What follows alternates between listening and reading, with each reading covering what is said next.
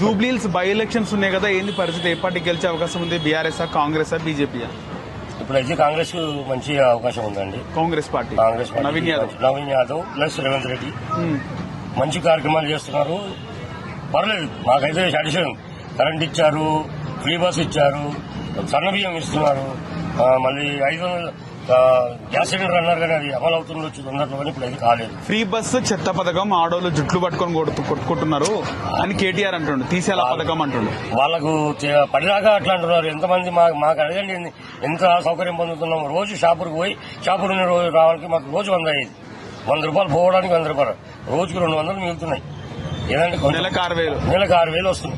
అయినా మేము మాకైతే ఈ ప్రభుత్వం వచ్చినప్పటి నుంచి చాలా హ్యాపీగా ఉంది.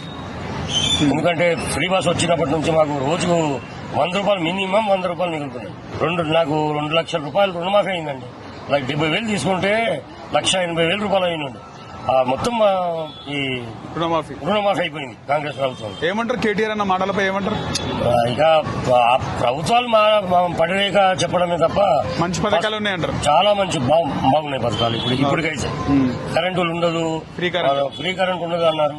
అన్ని బాగున్నాయి. ఎందుకంటే ఎప్పుడు 6 గంటల కరెంట్ పోవట్లేదు. ఇప్పుడు బాగా అన్ని బాగానే వస్తున్నాయి. జూబ్లీహిల్స్ గెలిచేది కాంగ్రెస్ అంటారు. కాంగ్రెస్ పక్కా. నా ఓటు అయితే నవీన్ అన్నకే ఇస్తాను.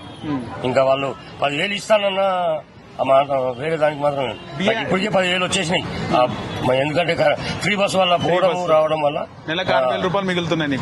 నెలకు 2-3 వేలు అయితే పక్క. ఫ్రీ కరెంట్ వస్తుందా? వస్తుంది. నాకుంది. నేను ఇంకా రెండింట్లోనే ఉంటాను కానీ నాకు ఫ్రీ కరెంటే ఉంది. ఓకే. మా గ్రామంలో 36 ఇండ్లు శాంక్షన్ అయ్యాయి. ఇక బీఆర్ఎస్ 10 సంవత్సరాల్లో ఒక్క ఇండ్లు కూడా కాలేదు. ఎలాంటి వ్యక్తి అయినా రౌడీ షీటర్ అదని ఇదని అంటారు, మాట్లాడుతారు. చాలా మంచి వ్యక్తి ఆయన. అయితే ఈ పుకార్లు ఎందుకు లేస్తున్నాయి అంటారు ఇట్లా రౌడీ షీటర్ అని ఏదని? ఏమో అంత రాజకీయాలు కదా, అందుకు ఎవరు చెప్పాల్సిన వారు చెప్తారు. ఓకే. సో కాంగ్రెస్ పార్టీ గెలిచే అవకాశం ఉంటుంది జూబ్లీహిల్స్ లో. కానీ నవీన్ అన్న చాలా మంచి ఆయన. 2 में 1 सेलेक्ट करो. नवीन यादव.